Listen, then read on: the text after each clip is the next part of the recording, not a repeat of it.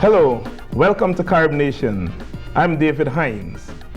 During the course of the 20th century, the Caribbean region has produced several outstanding thinkers whose works have had a lasting effect on the course of world history. Perhaps the most important of this group is Cyril Lionel Robert James, popularly known as CLR James, who was born in Trinidad in 1901 and died in England in 1989. CLR James' works covered a wide range of issues: politics, history, cricket, literature, popular culture, to name a few. Today we focus on the life of the man who, when he died, was compared to the revered Greek philosopher Plato. Who was this man that had the courage to condemn Stalin and Stalinism at a time when it was not fashionable to do so in leftist circles, and to debate the great Russian revolutionary Trotsky on the issue of the condition of African people? Who was he that fought single-handedly to appoint the first black man to captain the West Indies cricket team, Sir Frank Worrell? We'll find all of that out today. With me to do so in the studio is a panel of scholars. To my far right is Dr. Acklin Lynch. Dr. Lynch is chairman of the Department of African American Studies at the University of Maryland in Baltimore County. To my left is Dr. Gregory Rigsby, who is no stranger to Carib Nation. Dr. Rigsby is professor of literature at the University of the District of Columbia here in Washington, D.C. And finally, Dr. Anthony Boggs, who is a lecturer at the University of the West Indies at Mona in Jamaica, and currently a visiting scholar at Howard University. Gentlemen, welcome to Carib Nation. Dr. Rigsby, before we went to the break, you were just getting into what you see as the factors that influence CLR James's thought. Continue on that. Well, I was mentioning that whole idea that instinctively, I think, or subconsciously, he recognized what colonial education was set up to do, and he broke out of that mold. He does say in his Beyond the Boundary that he felt a kind of regret that he did not fulfill the promise of what his parents expected, but he went on and perhaps overcompensated. So rebellion was very important. Very important in his formative years. You mentioned during the break the title of that book, which impacted on my life, and I'm sure impacted on the lives of many other Caribbean people, Beyond the Boundary. What is the significance of that to CLR James's worldview? I see James's worldview to be, and it's a historical position, that mankind is moving toward some grand unification. He would quote Césaire in his Return to My Native Land in that respect, about the boat that is traveling the waters and the grand rendezvous at the end of time. He is in that title, Beyond a Boundary. It is significant that he says a boundary and not the boundary. There, he shifts the focus of the book from purely cricket to a larger concept. It is like Robert Frost's Something in Nature that does not like a wall. The idea that we have to go beyond boundaries. Every boundary we have to cross. And finally, the confluence of everything. It's like that French Jesuit paleontologist Pierre Teilhard de Chardin. I think that he comes closest, that person comes closest to James's idea of the movement of history. He sees, for example, in individuals that they are the conglomeration of all that happened before, but yet they step out of what happened before into something new so that they could in turn incorporate something larger. You would see him doing that when he analyzes Gary Sobers. He looks at his family, the village, Barbados, the West Indian cricket as a whole, all, as it were, would meet in Sobers. Sobers is fortunate in time and space, but of course, he has the capacity to receive all of this influence that comes through time and space, and indeed convert it and move forward. He sees it in Sparrow, just as he saw it in Shakespeare.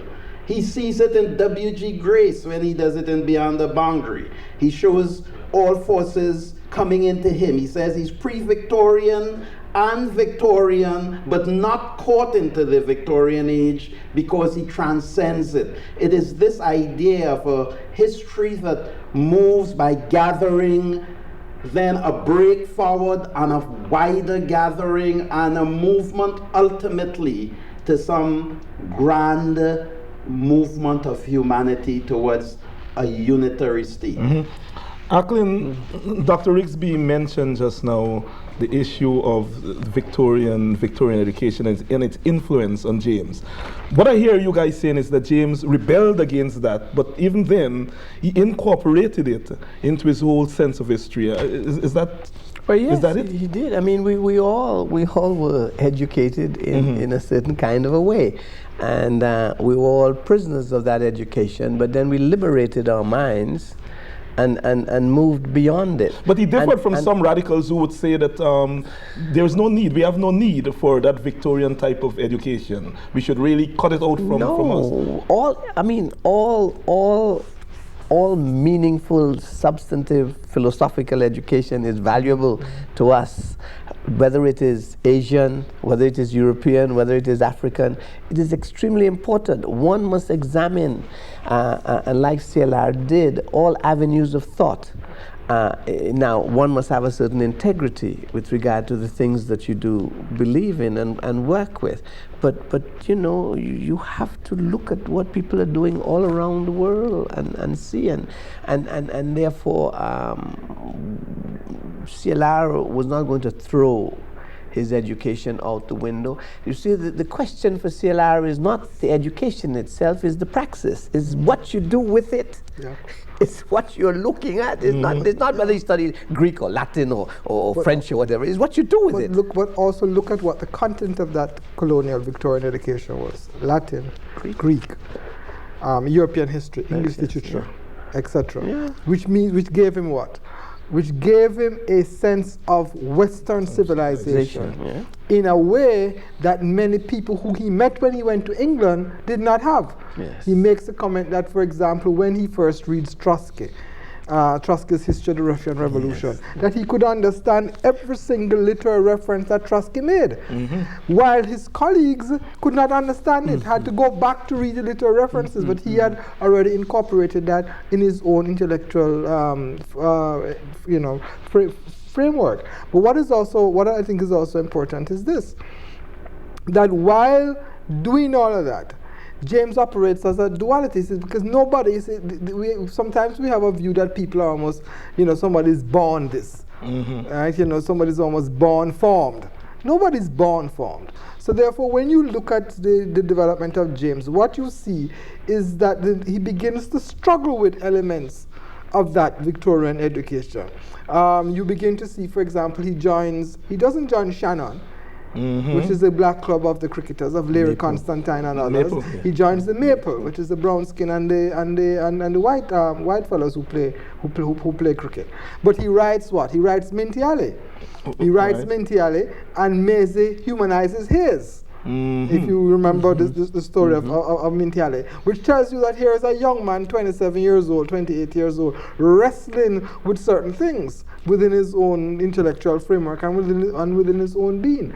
And I think that what you have to understand finally is that in the final analysis is that James, like Césaire, like Fanon, like W.E.B. Du Bois, and so on, that those that gained that had were the greatest beneficiaries of Western education, in the end were able to critique it.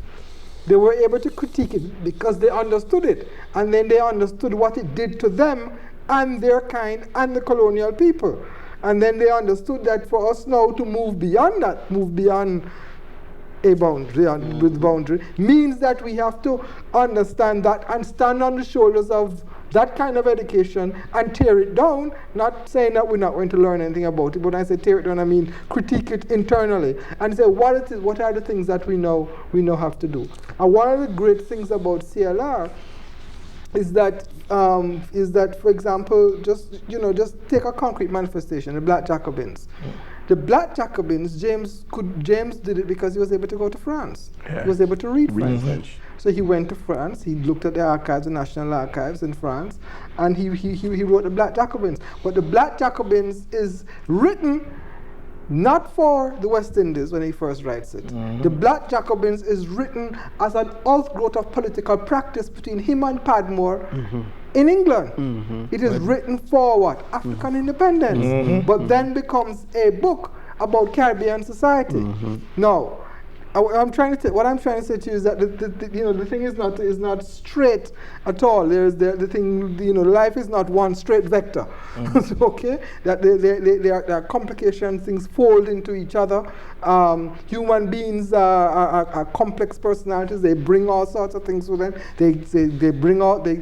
They have all sorts of other things that they receive and so on, and then they put that all into something and create something. And then James was as a person was always deeply concerned about the descent into barbarism that he saw both on the capitalist side of the equation in 20th century life and on the Stalinist side. He saw that something there in each case would not have allowed the human being to arrive. That spontaneity in the masses that he talks and about. also arrive at the finest capacities of the individual, which he was always searching for. There was an aesthetic in his mind that he was searching for as an expression of what this ordinary person would do as he constructs, as that person lives in society. So therefore, his critique of Western civilization was a critique on both sides of the ideological fence, while at the same time fully appreciating what Fidel was attempting to do, fully appreciating the brilliance of a Chou Enlai, fully appreciating what Nyerere was writing about, looking for what it is that brings out the best in us. That constant. You see what I'm saying? Beyond ideology. Doing what we were talking about in the break, Aklan, keeping an eye on the ball. Yes. Because if you tie that to your beyond, the notion of history, is that his understanding of history is that he has to keep his eye on the ball, because history is movement. Yes. And in fact, the very point you were making about his Black Jacobins, he had in Trinidad, before he left, written about the whole thing when he was responding to Dr. Harlan, who had challenged the intelligence of the Negro. And he had done a thorough analysis of that man's article, but in the course of it, you can see that he was very interested and had read deeply on the French rebellion on the island of Haiti. I shouldn't say this French, but the slave rebellion on the island of Haiti and so. But when he goes to England, he transforms that, the way he had interpreted it then, to, as you say, to recognize in it. This is a fight that could be expanded to include African independence, all Caribbean independence, and indeed all what we will call today world struggle. And all of this in the 1920s as a young man. Because he left to go to England before he even left. Right, he left for England in 1932. So all of this was during the 1920s. Yes. But he also poses for us in Black Jacobins two very important questions that still remain, both on the world stage and most decisively in the Caribbean. One, of course, is the whole question of leadership. James deals with Toussaint and Toussaint's role as leader in the revolution, as distinct from Lenin, as you talk about. He deals with Dessalines as a certain kind of leader and whom he examines critically. And he spends a great deal analyzing the mulatto, the middle classes, the brown man in the Caribbean, the mulatto, the role of that mulatto, that historical role of the Creole is still there, and that body of work still remains essential for us to understand what is taking place in the Caribbean. So it's all there. The same thing in Destruction of Black Civilizations, you remember, he deals with the mulatto question. Du Bois deals with it, but a reluctant Du Bois on the question, but he deals with it with Liberia. He deals with, and that whole question of the mulatto has not been carefully examined as yet. But as I said, in the Destruction of Black Civilization, to a large extent, he sees the collapse of of African civilization being a betrayal of the mulatto by joining forces with Chancellor Williams. Chancellor Williams's theory. And so you see, and James himself, when he speaks of in Black Jacobins of Auger, when he returns, he says, to whom did he first turn? You see, he was a mulatto. He said he first turned to the whites. It's when the whites turned against him that he was prepared now to join forces with the blacks. In South Africa, with the coloreds, the same kind of situation existed. For a long time, the blacks remained isolated. It's when the coloreds could not get any edge and recognition that they realized they had to join forces with the black masses. This in-betweenity of the mulatto question has to be examined in terms of the development of black people worldwide. Except that James makes it quite clear, like Walter and others, the distinctions between class and color, those imperatives, because in one breath, the class alignments of people override the question of color, that is in the ranges of colors that we have throughout the Caribbean and throughout the New World. But on other occasions, it is the cultural traditions of the colored that prevent the progress of the working class, of the peasant, and of those who could carry forward the reshaping of society from its colonial tradition. Yeah, but the thing about the Creole, a brown middle class in the Caribbean, is that it is the coincidence of those class and color. Color, yes. Exactly. So that when you have a brown and you're in between the color, between white and black, and the nuances are a little different in the Caribbean from many areas that I know of. Not so much in South Africa, actually. It's very similar to South Africa in many ways, from what I have seen. But when that is now fixed to a class position, a middle class position, then what then happens is that the brown middle class then develops a certain point of view about politics, about religion, society, about the black population.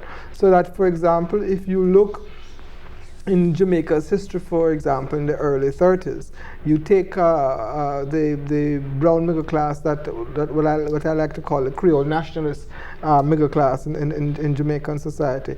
Their view of, for example, the black masses was that they are uncivilized. And they said to the colonial masters, if you don't give us independence quickly so that we can manage this place, then what will happen is that these barbarians will take over. Yeah. And they also distance themselves from Africa. Yeah. So what you then had in the Caribbean, which James doesn't speak to in the Black Jacobins, and I think only in later writings that you find and begin to look at it, is that the nationalism in the Caribbean is of two varieties. There's a brown Creole nationalism. Right. There's a black nationalism, and that black nationalism recognizes Africa goes back to Garvey in the 20th century and so on, while the brown nationalism essentially is the nationalism that leads to constitutional decolonization and the construction of neocolonialism in the region. James left Trinidad in 1932, and at one point he observed that he couldn't stay in Trinidad any longer. The things that he wanted to do, he felt he had to go abroad, and so he left for England. He was invited there, and he spent the first couple of months and perhaps years there with Larry Constantine, who was perhaps the first dynamic West Indian cricketer to have made a mark in England, a friend of his. How does that period influence his later activities? Well, I think there are two things. Is that in the writing of World Revolution, James saw the contradictions in Stalinism earlier than most intellectuals of his day. And began to write about it and began to speak on this question in England.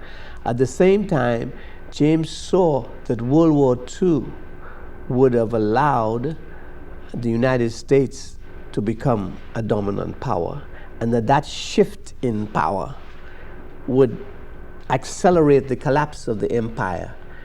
And as a result of the empire, the collapse of the empire, the possibilities of independence in Africa and the Caribbean were very real between 1945 and 1960. He saw that not only in the politics of the day, but James saw it in the culture of the day. He saw it in the music of Charlie Parker and Duke Ellington and Monk and others. He saw it, he told me, he saw it in the work of Paul Robeson and his presence. He saw it in the writing that was coming out, that had come out of Spain as a result of the Spanish Civil War and Lorca. He saw the turn, and he saw the barbarism that was going to take place in Europe at the time. He was very clear on these matters, and therefore, in that sense, I think that he was. I mean, the English period is a transitional period, as the way I see it for him. First, he becomes a Marxist, of the Trotskyist variety, and moves very rapidly up into the Marxist movement, up the ladder of the Marxist of the Marxist movement. He writes World Revolution, which becomes one of the most famous Marxist / Trotskyist texts of the period that really critiques Stalinism and the Soviet Union. Inside that book, though, what many commentators have not noticed is something which I have tried to point to, is that he begins to question the notion of the Leninist Party. He does not come out on it and say, well, I disagree with it, because he's still operating within a certain framework. But he says, this is going to be a very difficult question. And then he moves on, right, to something else. But you can clearly see that he's beginning to think through, but has not yet arrived at any conclusion. Secondly, that he does not only become a Marxist, that he continues to fight for African and Caribbean independence. So that he had what I call a dual political practice. He would go to the Marxist movement, spend all the time talking about the Soviet Union and critiquing it and so on. Then he would leave that and go to the next meeting with Padmore and Kenyatta and so on and so forth, and Ras McConnell from Ghana and so on, and talk about African independence and so on and so forth. So that he had that dual political practice about him. So he wrote World Revolution, then he wrote his Black Jacobins, and then history of Pan-African, history of Negro Revolt. Okay, so that those three works plus the play. He wrote a play on Toussaint. Paul Robeson played the lead role. Which Robertson acted in. He acted in also. And also, it's very important, I think Bobby Hill makes a very, very important comment about that play, which to me is significant, which is that Robeson, the presence of Robeson, the persona, the physical persona of Robeson, breaks James' image of what blackness looks like. Yes. No, I think that's extremely important, because it then means that he now has a new cast in his head about what the human features can look like. Because like a colonial, even an anti-colonial intellectual, all anti-colonial intellectuals, even because, as I say, you imbibe Western civilization, you imbibe Western notions of beauty as well. By the time he gets to England, he has that. Robeson breaks that. And I think that is important. So that what England does is that it allows him to deal with the anti-colonial question, allows him to deal with Africa, allows him to deal with the Marxist movement, allows him also to write about cricket. Right, Not right, forget it. right. That's where it allows him to write about cricket. Now, fiction writing, he claims, drains out of him. Mm-hmm. All right, and he writes a lot of cricket, a lot of cricket reports on the Manchester Guardian, and so on. But he's involved with the Virginia Woolf Group, Bloomsbury Group, and so on. Independent Labour Party, and all of that. So, but so he's becoming he's a real. He's a colonial intellectual, but a revolutionary colonial intellectual, a revolutionary intellectual from the colonies. In other words, participating in the intellectual life of the mother country, both politically, socially, and culturally. But what? But critiquing it. But all the time trying to go beyond it, to try and see what it is that his people need to do. And I think that it is in England, quite frankly, that the race thing and of who he is as a black person finally comes home to him.